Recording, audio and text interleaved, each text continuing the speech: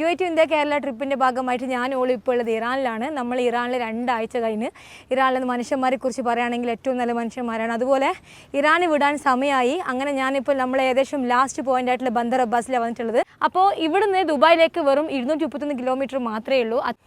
അതുപോലെ ഇറാൻ്റെയും ഇസ്രായേലിൻ്റെയും യുദ്ധത്തിന് ശേഷം ഇപ്പോൾ ഏകദേശം 2 മാസമായി. എന്നിട്ടും ഇവിടെ എണ്ണൻ്റെ പൈസ ഏറ്റവും കുറഞ്ഞിട്ട് തന്നെയാണുള്ളത്. ഈ പോർട്ടാണ് ഇറാൻ്റെ ഏറ്റവും പ്രധാനപ്പെട്ട കച്ചവട സീ പോർട്ട്. ഇത് പേർഷ്യൻ ഗൾഫ് എന്നാണ് അറിയപ്പെടുന്നത്.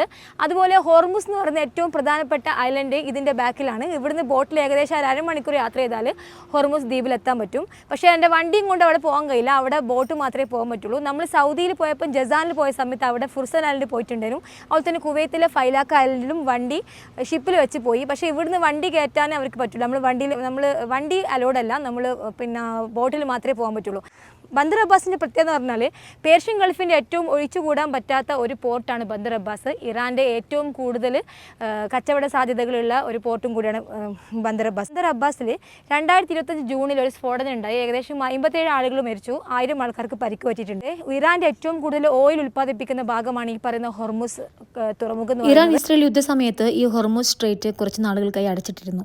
വർഷങ്ങളായിട്ട് ഉപരോധം ഏർപ്പെടുത്തിയ ഇറാൻ ഇപ്പോഴും എണ്ണ വിൽക്കുന്നത് വെറും 6 രൂപയ്ക്കാണ്. ഞാനിപ്പോൾ ഇവിടെ വന്ന സമയത്ത് എണ്ണയ്ക്ക് പോലും അവർ വില കൂട്ടിയിട്ടില്ല. ഇസ്രായേൽ ഇറാൻ യുദ്ധത്തിന് ശേഷം ആയിട്ട് പോലും എണ്ണയ്ക്ക് ഇപ്പോഴും വില കുറവാണ്. ഏകദേശം 17 രാജ്യങ്ങൾക്ക് ഇറാൻ ഓയിൽ കൊടുക്കുന്നുണ്ട്. അപ്പോൾ അതിലൊന്ന് നമ്മൾ ഇന്ത്യയാണ്.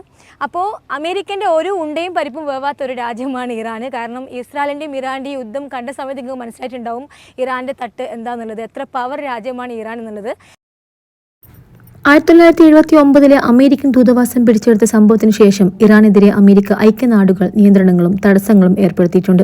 ഇറാന്റെ ആണവ പരിപാടിയും തീവ്രവാദത്തിന് നൽകുന്ന പിന്തുണയും മനുഷ്യാവകാശ ലംഘനങ്ങളും ഈ നടപടികൾക്ക് കാരണമായി മുന്നോട്ട് വയ്ക്കപ്പെടുന്നു. ഈ നിയന്ത്രണങ്ങൾ ഇറാനുമായി വ്യാപാര പ്രവർത്തനങ്ങളും സാമ്പത്തിക ഇടപാടുകളും പരിമിതപ്പെടുത്തുന്നു. കൂടാതെ ചില വ്യക്തികളും സ്ഥാപനങ്ങളും അമേരിക്കൻ ഐക്യനാടുകളിൽ പ്രവേശിക്കുന്നതിന് ഈ നടപടികൾ വഴി നിരോധിക്കപ്പെട്ടിട്ടുണ്ട്. മാസങ്ങളായി നീണ്ടുനിന്ന യുദ്ധത്തിൽ ഇറാന് നഷ്ടമായത് ഒട്ടേറെ പ്രഗത്ഭരായ ആർമി ഉദ്യോഗസ്ഥരും അവസാനം ഇറാന് വിജയം നൽകുകയും ചെയ്തു. ലോകത്ത് ഏറ്റവും കൂടുതൽ പെട്രോൾ ഉൽപ്പാദിപ്പിക്കുന്ന ഒരു രാജ്യമായിട്ട് പോലും ഇന്നും ഇറാന്റെ എണ്ണകൾ അതിർത്തി കടന്ന് പോവാൻ വളരെ ബുദ്ധിമുട്ടാണ്. ഏകദേശം ഇന്ത്യ അടക്കം 17 രാജ്യങ്ങളിലേക്ക് മാത്രമാണ് ഇപ്പോൾ ഇറാന് എണ്ണ നൽകാനാവുന്നത്. യൂറോപ്യൻ രാജ്യങ്ങളിലേക്കോ മറ്റോ ഒന്നും കൊടുക്കാൻ ആണ്ടുകളായി തുടരുന്ന ഉപരോധത്തിൽ പിടിച്ചു നിൽക്കുന്നുണ്ടെങ്കിൽ ഇറാൻ ലോകത്തിലെ ഏറ്റവും വലിയ ശക്തിയാണ്. ലോക പോലീസ് എന്ന് സ്വയം കരുതുന്ന അമേരിക്കയുടെ ചൊൽപ്പടിക്ക് നിൽക്കാത്ത നട്ടലുള്ള രാജ്യമായിട്ടാണ് ഇറാനെ കാണുന്നത്. ഇറാഖും ഇറാനും റഷ്യയും കടന്ന് ഞാൻ എൻ്റെ യാത്ര തുടരുകയാണ്. ഒരു കാര്യം പറയാം, ഇന്ത്യ കഴിഞ്ഞാൽ ലോകത്തെ ശക്തമായ രാജ്യം ഇറാനും റഷ്യയുമാണ്.